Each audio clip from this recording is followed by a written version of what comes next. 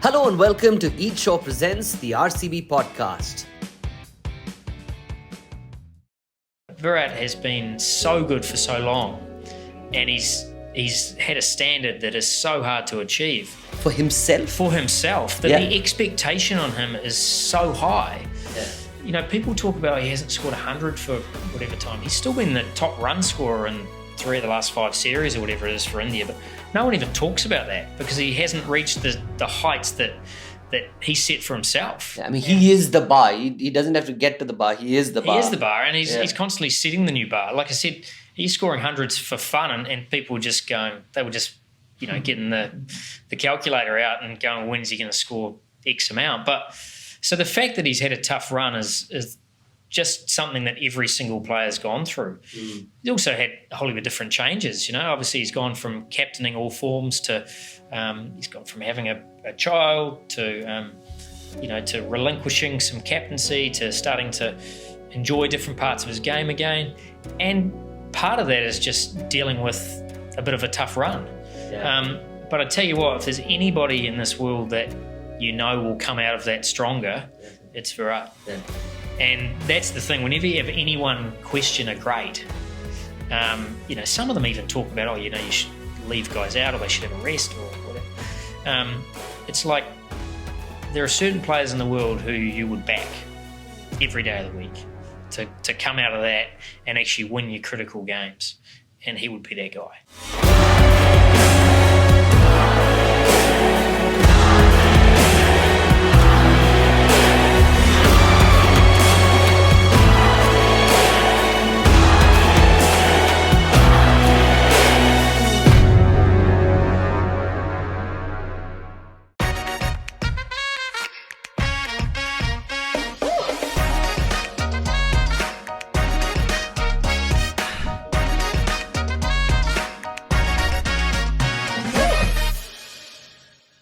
Hello and welcome to the RCB podcast. My name is Danish. This is season 2 and we're talking about moments that have been game-changing. And with me is a game changer for RCB, for certain, Mike Hesson. Welcome to the podcast again, Mike. Thank you. Good to be here. It's a pleasure to have you back on this podcast. And I wanted to begin by asking you, in a world where cricketers are making so much money, they have such huge followings, do you at sometimes feel, man, I shouldn't have given up on that dream when I was 22 or 23 and continued to pursue the game? Oh, look, I think every now and again you relive your youth and you relive the passion that you had when you played and the good moments you had. So, yeah, of course, there's always that what if, I guess, in the back of your mind. But there's also a realisation that, a lot of good players out there and that me going down a coaching path in the end was probably the right one. It's obviously given me longevity in the game, given me an opportunity to be involved with, domestic cricket, international cricket, and then again with RCB and franchise cricket. So I've got some amazing opportunities. So certainly no regrets. Mike, where did the self-awareness come from? Because you were really young. And I think when you're young, it sometimes can be really difficult to see that line between optimism and being delusional. Yeah, I think you're right. I mean, I think I always had that dream to be, play for New Zealand and make a game as a player. I think at that time I was young. I was a fringe player, so I was fighting for my spot. I still had ambition. But going down the coaching route, I guess my main concern is that because I hadn't played a huge amount, would that affect my coaching and my ability to coach at a high level? And I was fortunate enough, I had some good discussions with some quality people who said, look, ultimately you'll be judged by how good you are as a coach, and that players run out of patience pretty quickly if all you have to do is offer your own playing experiences. So they want to know what you can offer them to enhance their game. And that was some good advice, because I think otherwise I probably would have hung on and felt that playing a few seasons and becoming a better player was going to dictate my future coaching, and ultimately it's a bit more simple than that. It's a double-edged sword, right? Because sometimes you speak with cricketers and you realize that they're a little defensive about feedback coming from the outside, especially from someone who hasn't played the game. And then there's also another side, which is stop telling me about what you've done in the past and tell me what I should do now. How do you manage to find the balance between both these extremely sort of polarized places? Look, I genuinely think you have to have played a good level of cricket to understand what the players are going through. I used to open the batting. I've faced Shane Bond. I've faced a lot of international players. So I understand the feeling of what it's like in terms of that, that playing that extreme pace, being under pressure, the anxiety levels, how you cope with it, dealing with the ups and downs of failure and success. So I think you need to understand that. You need to have felt that to be able to share. But you also need to have a really good group of coaches around you at this level. So if a player does require that from a coach in terms of sharing some experiences, then there are other people in better positions than me to do that. Right. And I think as a coach, you need to accept that as well and go, look, if that's what you want, within your coaching group, you need to have some people who have had different experiences, but you also need to have people who can be aware of if there is an issue with a player along that continuum of a skill, you need to understand where to intervene. And often if you haven't coached at lots of different levels, you don't understand where and when. Right. You can see the problem, but you don't know how to fix it. And that's the advantage of coaching for 25 years and coaching for different people, different levels, is you understand the skill in its entirety. So you know when to say nothing and just let it evolve. And if you are going to intervene, how and when. And I guess that is the challenge of coaching.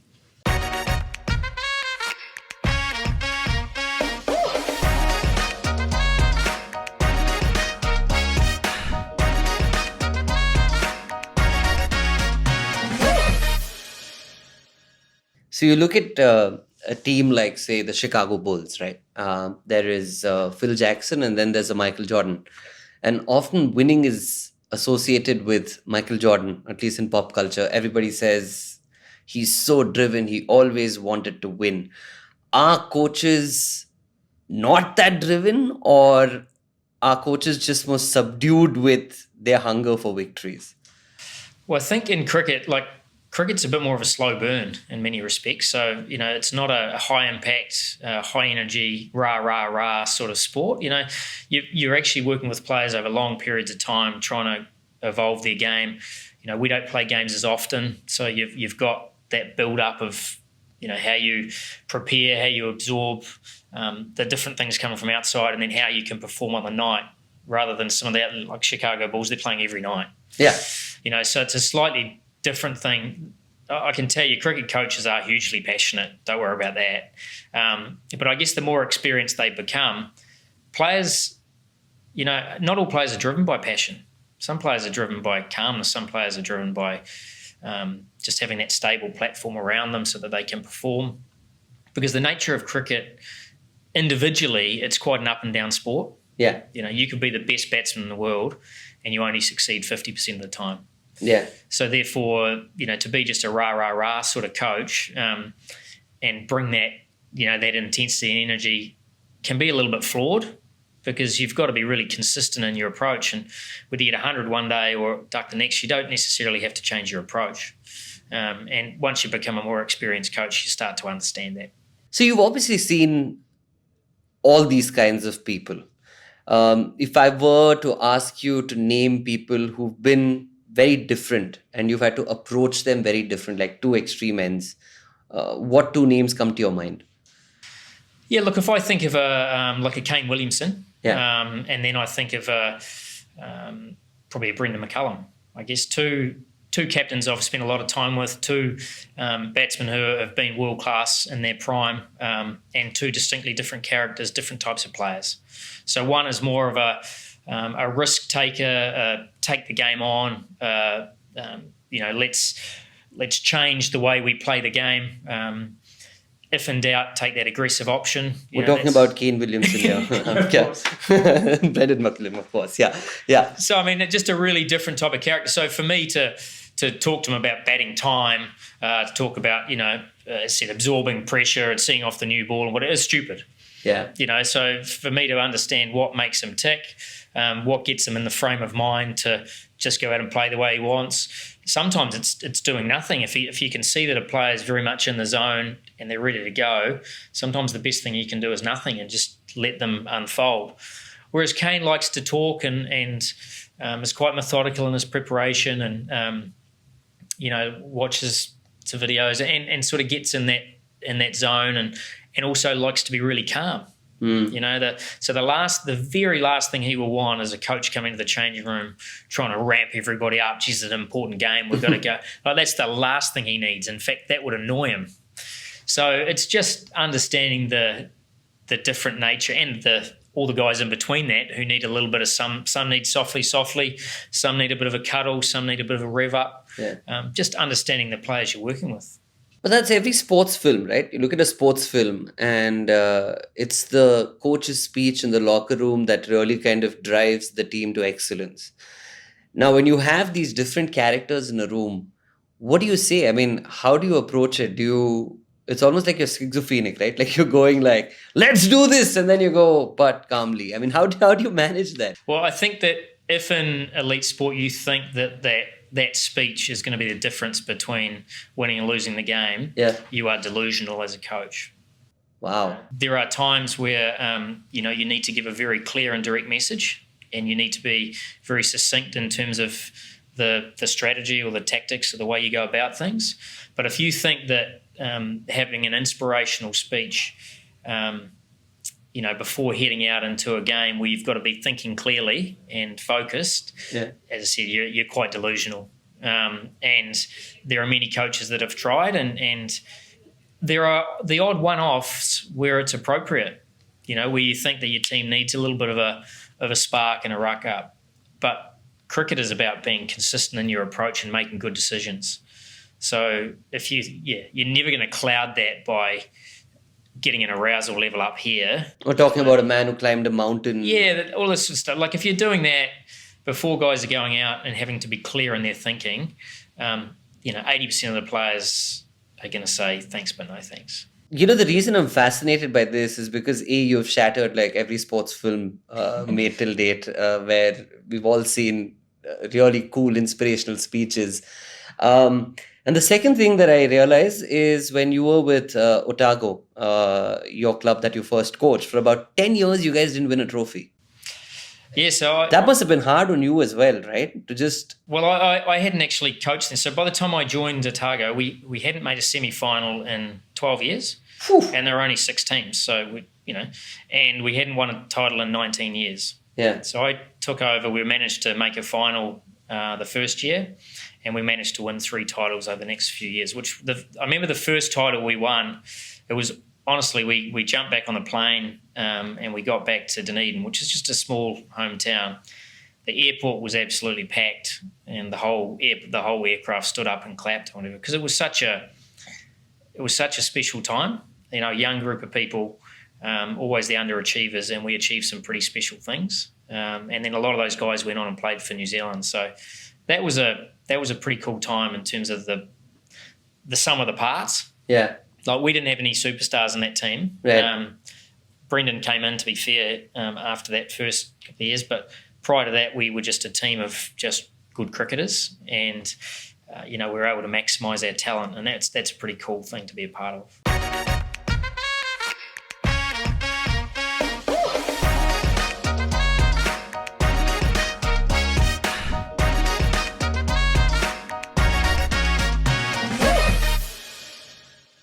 So just to kind of prod further, right? What made the difference? Because this is a team that's never won a championship, and then suddenly you get in the scene and they win. What did you do differently that the guy before you wasn't doing?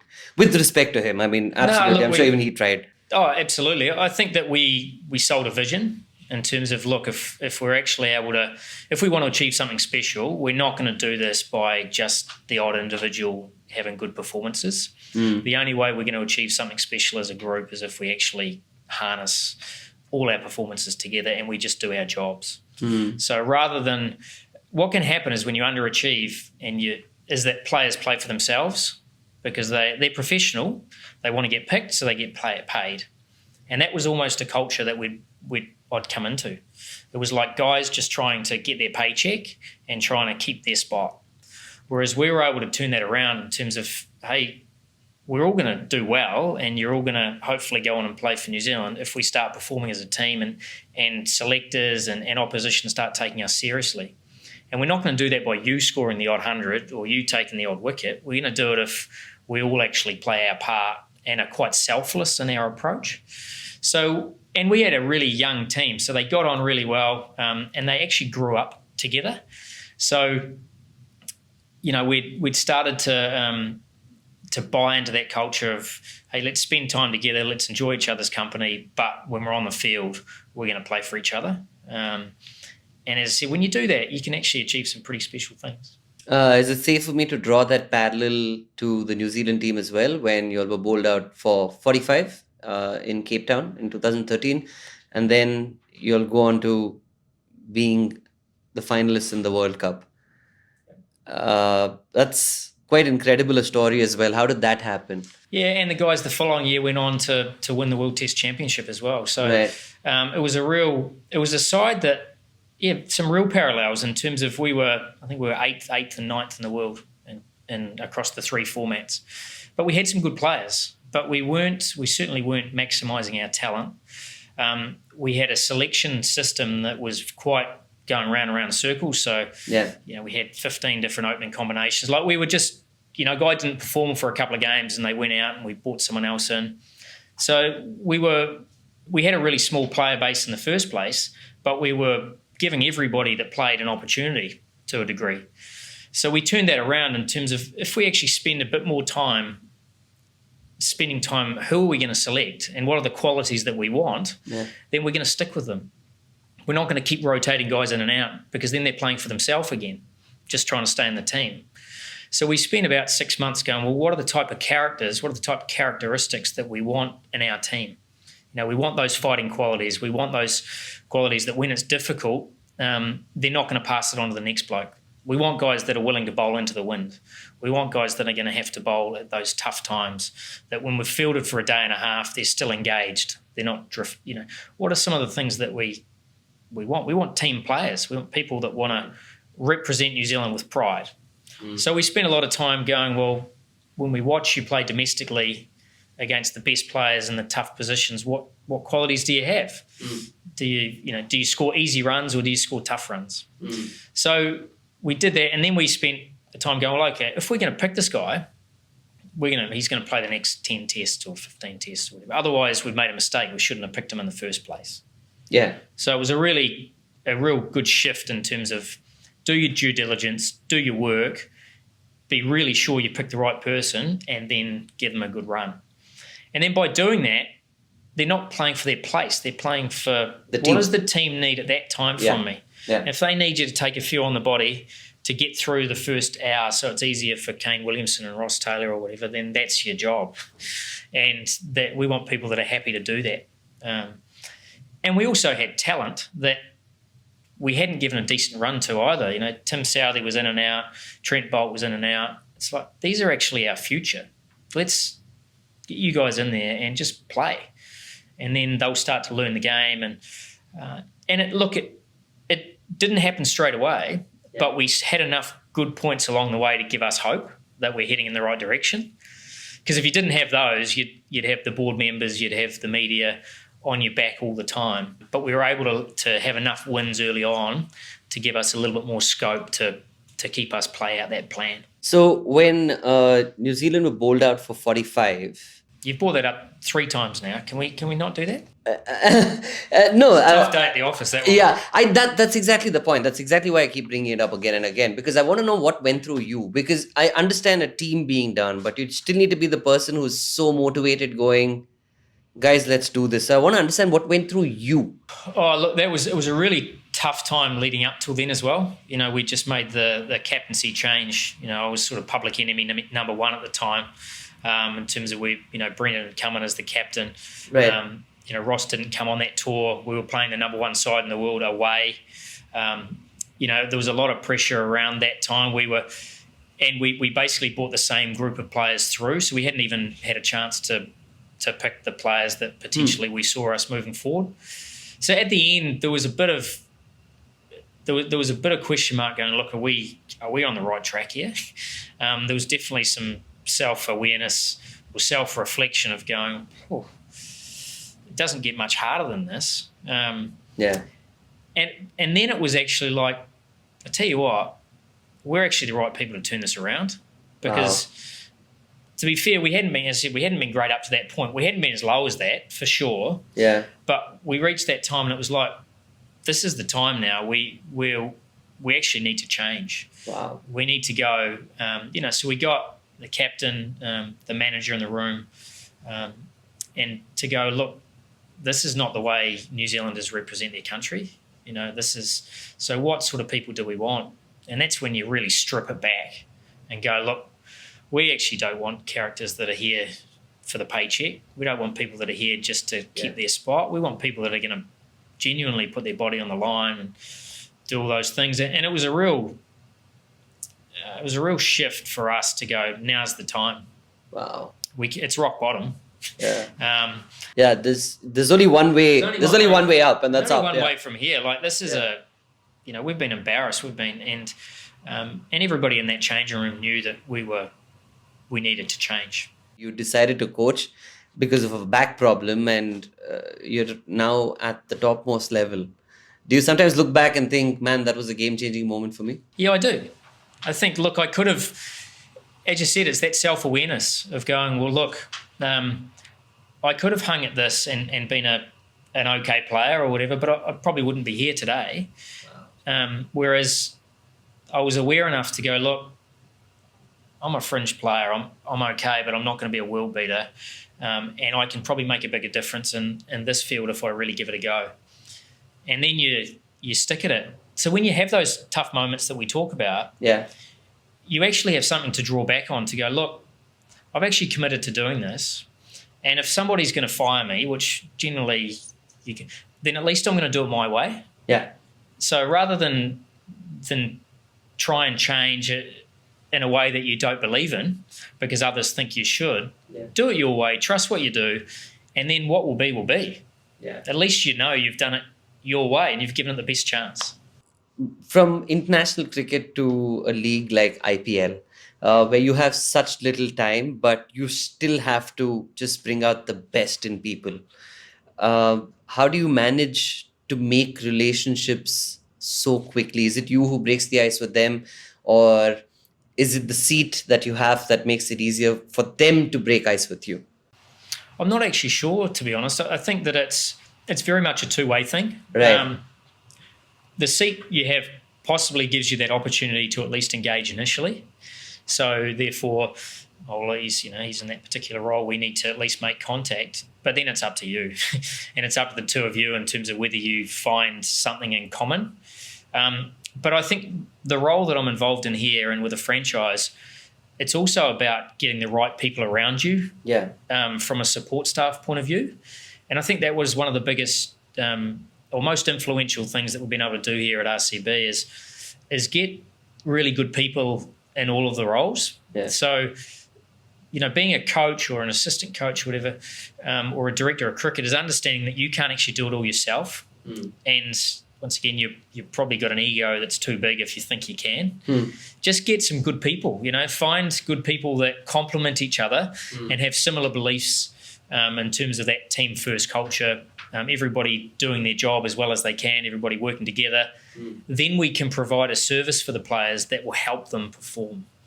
I can't do that all myself. The strength and conditioner can't do that all themselves. The analyst, we all have to play our part. And I think that once you do that, then also the player respects that you're putting people around them that can help them perform as well. Because then when you have those one-on-ones with players, you don't actually have to have all the answers yourself, but you need to have somebody within the group that can provide those answers.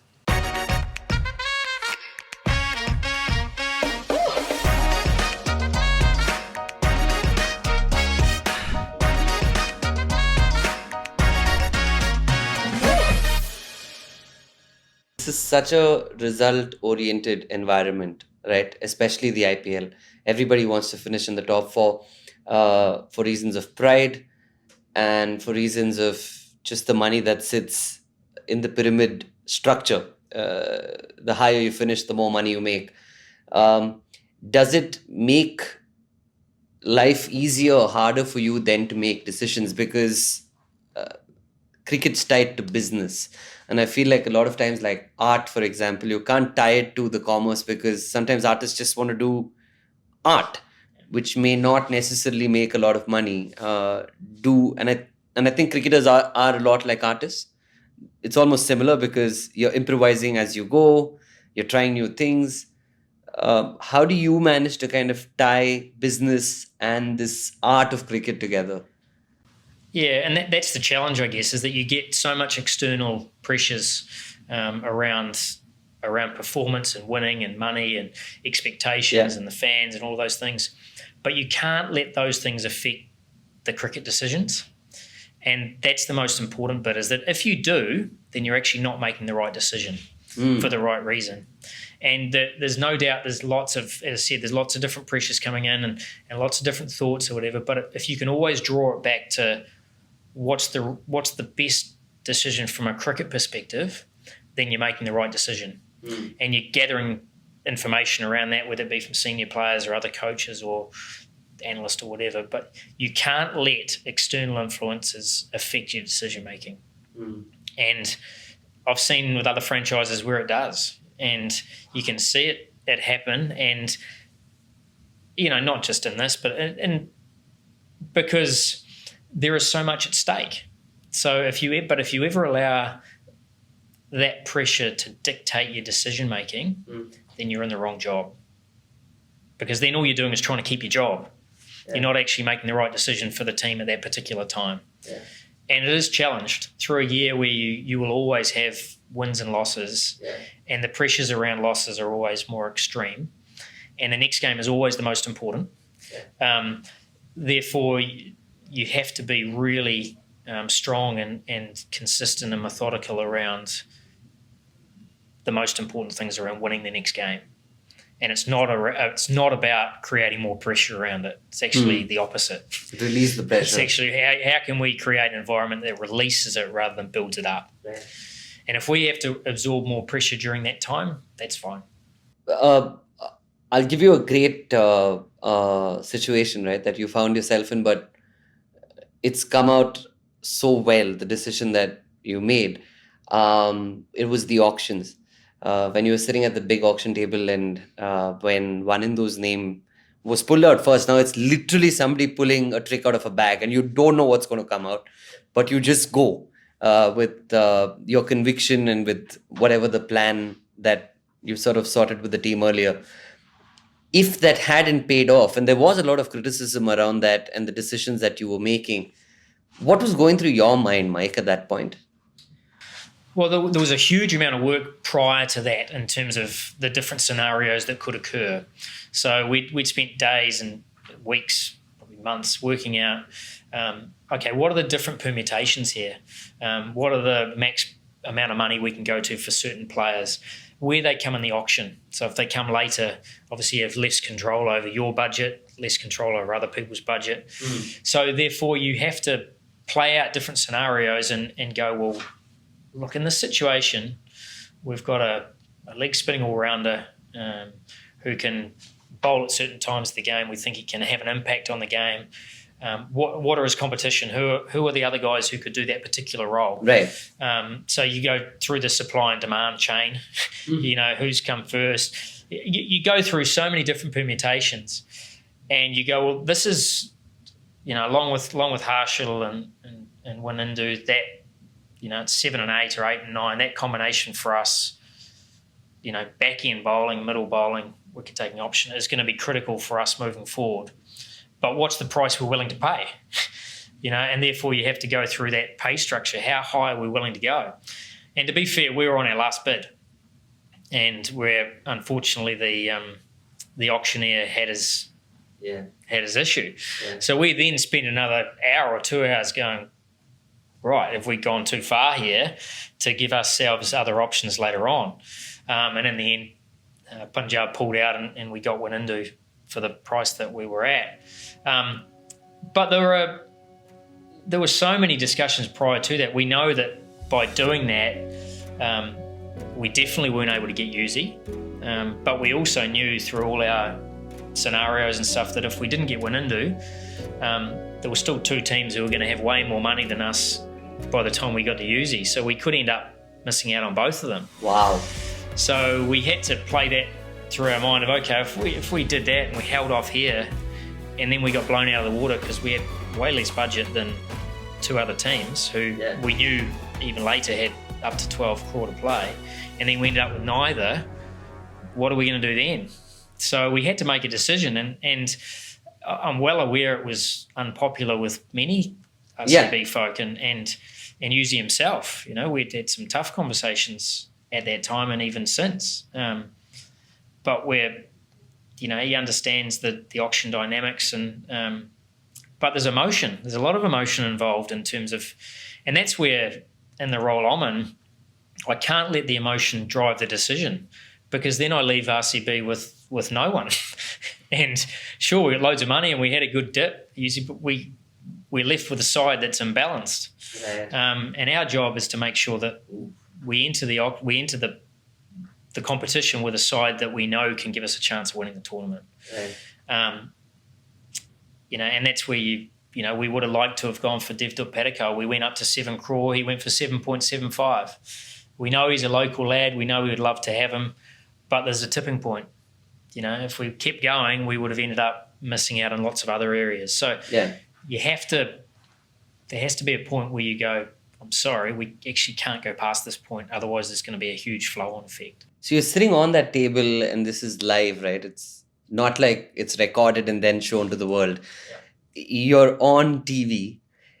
How many things are you really keeping an eye on? Because you just spoke about the purse of other teams. Is your mind just making calculations right through that entire thing? Yeah, constantly. Yeah? I mean, we've got on our, people go, what if you got this laptop in front? You've just got to put your hand up or not. Like the whole time we're looking at what gaps do other people have. If they get this player, are they willing to go for that player? Yeah. How much money they have? Can we drain that purse? Yeah. So we know that sometimes we're pushing harder because we want them to pay a certain amount, because then they can't go for this player. Yeah. So the whole time you've got so many different things going through your head, and different people at the table keeping an eye on different things. Yeah. But it's always a balancing act, and that's where you've got to remove that emotion, because you're caught up in a bidding war, and sure, it might only be another 0.25, or you could be pressed for another 0.5, but that means you can't get your backup bowler or whatever. So there's always flow-on effects. Let's for a moment talk about a great like Virat, Mike, who's had incredible amounts of success, right? He's probably found the escape velocity that 1 in a billion find. And then he finds himself among the billion again, where he's having games where the runs are hard for him to get. As the director of cricket operations for RCB, what do you tell a person like him who's been there, done that? You've seen players of his caliber. What do you tell them? Well, I think the first thing you do is you don't really tell them anything. It's not like I'm going to be able to go in and say, like, look, Virat, you need to do this one thing and you'll be fine. Like, it's not as simple as that. It's actually, once again, almost normalising it in terms of, look, this is actually something that every other human being's gone through, and you haven't had the pleasure of doing that yet. Like the fact is, he's had a tough run, and every single player has been dropped multiple times, has had to find their way back.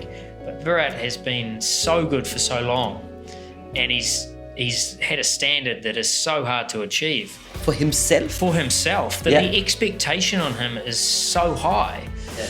People talk about he hasn't scored 100 for whatever time. He's still been the top run scorer in 3 of the last 5 series or whatever it is for India, but no one even talks about that because he hasn't reached the heights that he set for himself. Yeah, I mean, he is the bar. He doesn't have to get to the bar. He is the bar. He is the bar, and he's constantly setting the new bar. Like I said, he's scoring hundreds for fun, and people just going, they were just, getting the calculator out and going, when's he going to score X amount? But so the fact that he's had a tough run is just something that every single player's gone through. He's also had a whole heap of different changes. Obviously he's gone from captaining all forms to he's gone from having a child to to relinquishing some captaincy to starting to enjoy different parts of his game again.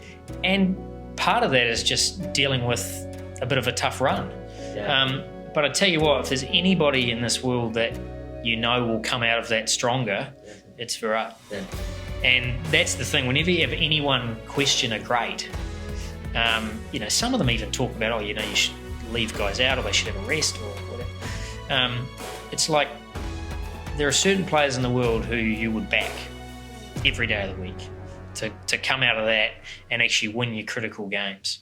And he would be that guy. It's almost that safety net, right? Where you just know it'll work. It will work. It will work. I mean, I guess the judgment of future behaviour is past behaviour, and that aligns to performance as well.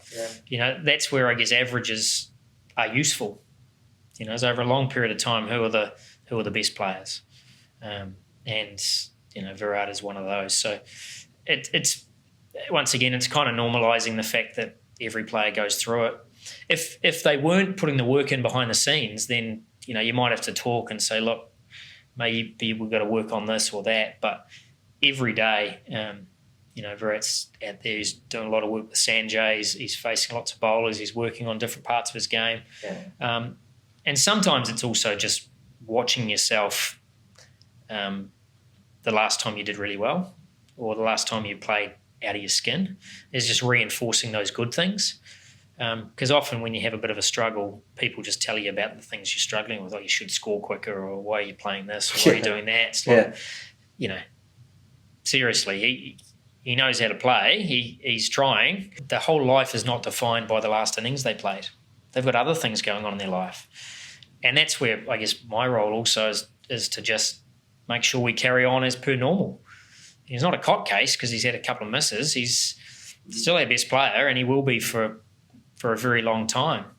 And whether he scores 100 or a duck, we're not going to treat him any differently. Yeah. He's part of our team. He's trying incredibly hard. He's an important senior player in the group. Yeah. And that won't change. We saw AB go all guns blazing the last IPL, and one wouldn't have seen that retirement coming.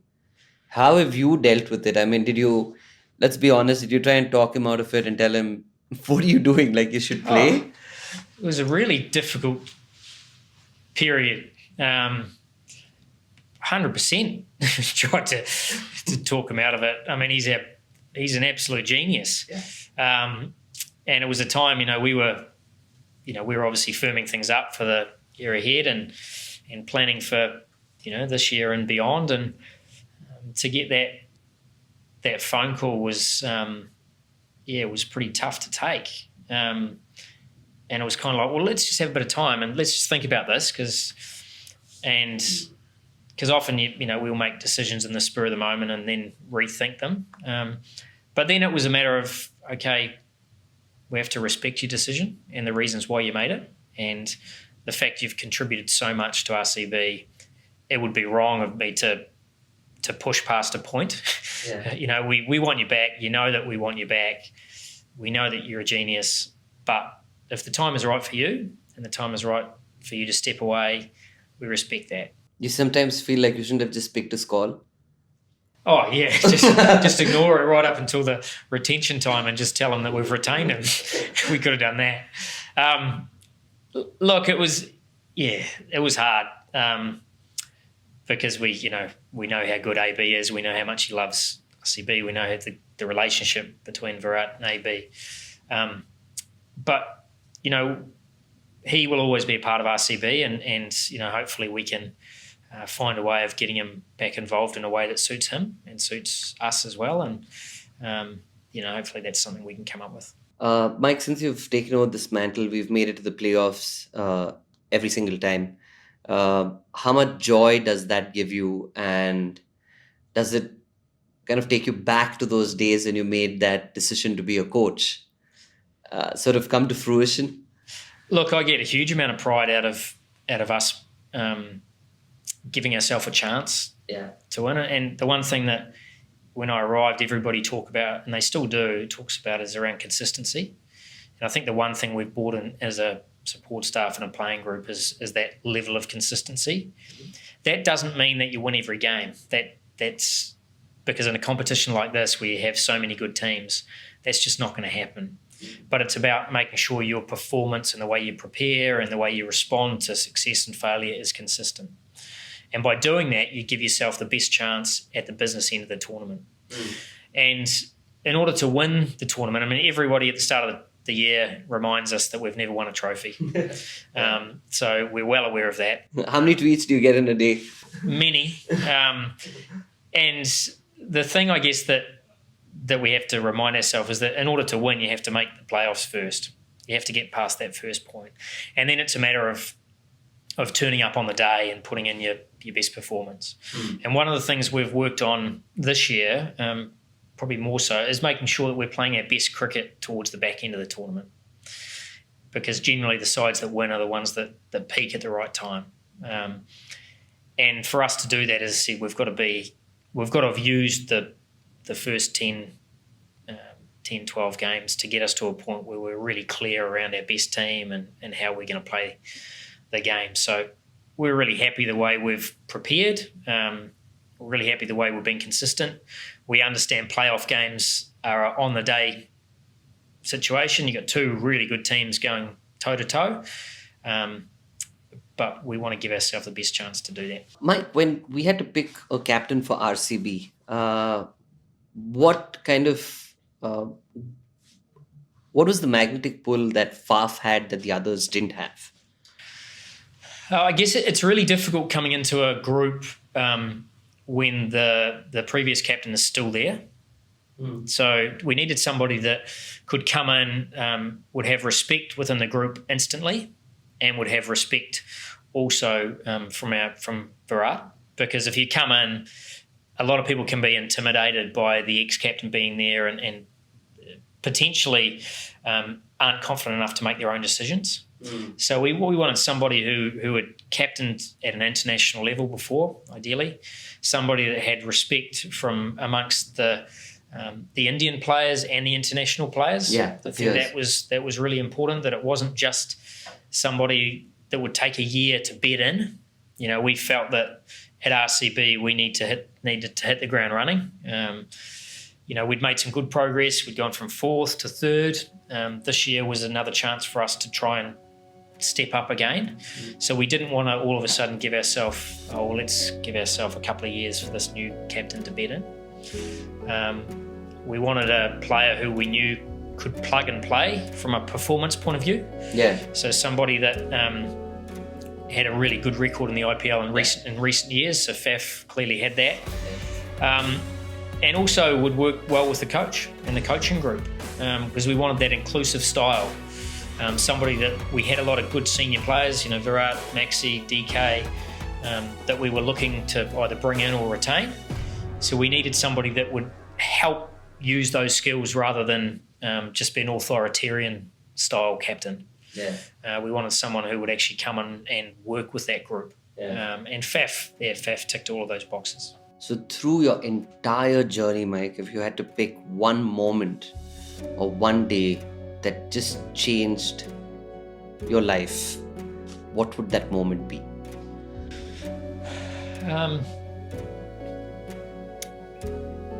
I think it would be winning the semi-final of the World Cup at Eden Park. It was New Zealand had made 6 semi-finals and never ever made a final of a World Cup. And that was probably the moment that, you know, I got the job, and the whole brief of the job was to how could we go at the 2015 World Cup.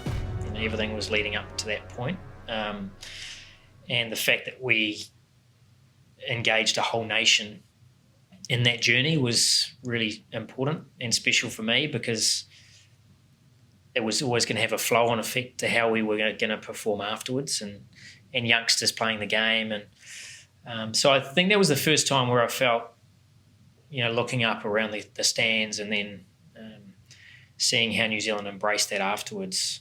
It was that moment where you go, gee, I've helped make a difference here, and that was pretty cool. Thank you, Mike. Yes.